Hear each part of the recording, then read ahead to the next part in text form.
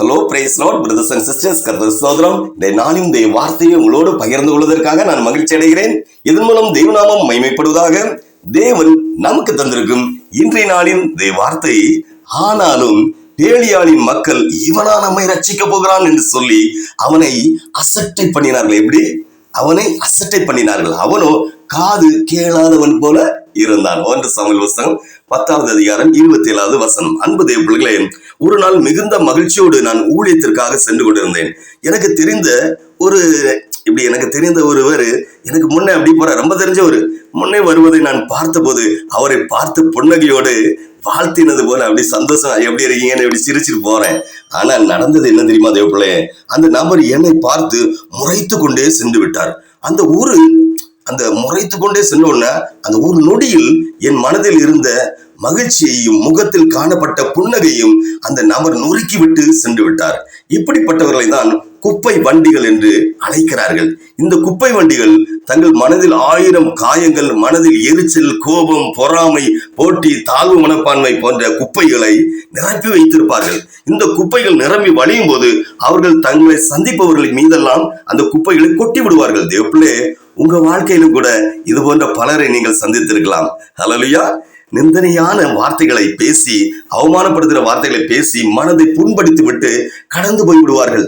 காரணம் இல்லாமல் சாபங்களை விடுவார்கள். தேவையில்லாமல் நம்மை பகைப்பார்கள்.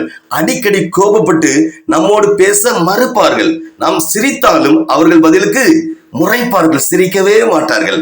இவைகள் நாம் சமாதானத்தை நொறுக்கி அந்த நாளையே கெடுத்து போட்டுவிடும். எப்படி அந்த நாளையை கெடுத்து போடுகின்றது. அதையே நினைத்து நினைத்து நாம் வருத்தப்பட்டு நம்மையே வரிந்து கொண்டிருக்கிறோம் தேவப்பிள்ளே. ஆனால் நாம் செய்ய வேண்டியது என்ன? வேதத்தில் சவுல் ராஜாவானது போது, எப்படி சவுல் ராஜாவான போது சிலர் இவனா நம்மை ரட்சிக்க போகிறான் என்று சொல்லி அவனை அசட்டை பண்ணினார்களாம். ஹல்லேலூயா. ஆனால் சவுலோ காது கேளாதவன் போல இருந்தான் என்று சொல்லப்பட்டுள்ளது.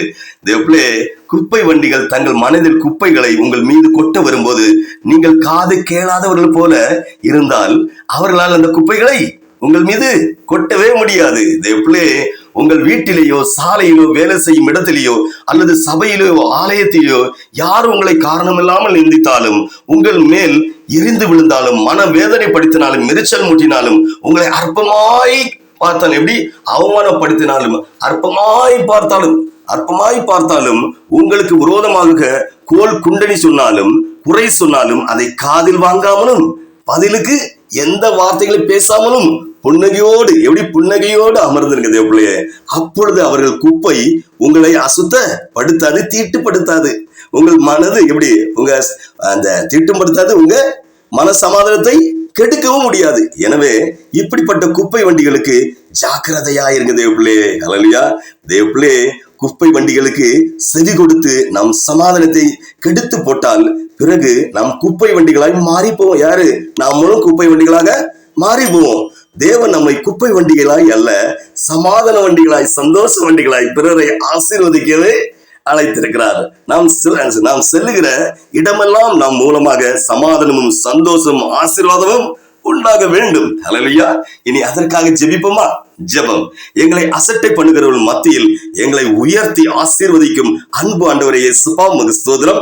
ஆண்டவரே, இந்த நேரம் இயேசுப்பா, என்னை அவமானப்படுத்தினவர்கள் மத்தியில், என்னை அசட்டை பண்ணினவர்கள் மத்தியில், என்னை மனவேதனைப்படுத்தினவர்கள் மத்தியில், என்னை கண்ணீர் வடிக்க வைத்தவர்கள் மத்தியில், ஆண்டவரே, என்னை கண்ணீர் வடிக்க வைக்கும் ஜனங்கள் மத்தியில், என் உடைமைகளை வஞ்சகமாக பறித்தவர்கள் மத்தியில், என் உழைப்பை, வருமானத்தை திருடினவர்கள் மத்தியில், என்னை வெறுக்கும் ஜனங்கள் மத்தியில், என்னை எதிரியாக பார்க்கும் ஜனங்கள் மத்தியில், என் மனதை புரிந்து கொள்ளாதவர்கள் மத்தியில், என் வியாதியை, என் பிள்ளைகளின் வியாதிகளை சொல்லி காட்டும் மனுஷர்கள் மத்தியில், என் நிலைமையை புரிந்து கொள்ளாதவர்கள் மத்தியில், எங்கள் குடும்ப கஷ்டங்களை வெளியிலே சொல்லி எங்களை அவமானப்படுத்துகிற ஜனங்கள் மத்தியில், என் வேலைக்கு விரோதமாக, என் வியாபாரத்துக்கு விரோதமாக, பிசினஸ்க்கு விரோதமாக, ஊழியத்துக்கு விரோதமாக, என் குடும்ப வாழ்க்கைக்கு விரோதமாக பேசும் அத்தனை ஜனங்களுக்கு முன்பாக நானும் எங்கள் குடும்பமும் வெட்கப்பட்டு போகாதபடி எங்களை உயர்த்துவீராக ஆண்டவரே, பாதுகாப்பீராக ஆண்டவரே, ஆசீர்வதிப்பீராக ஆண்டவரே என்று இந்த நேரம் இந்த செய்தியை கேட்டு ஜெபிக்கும் இவர்களையும்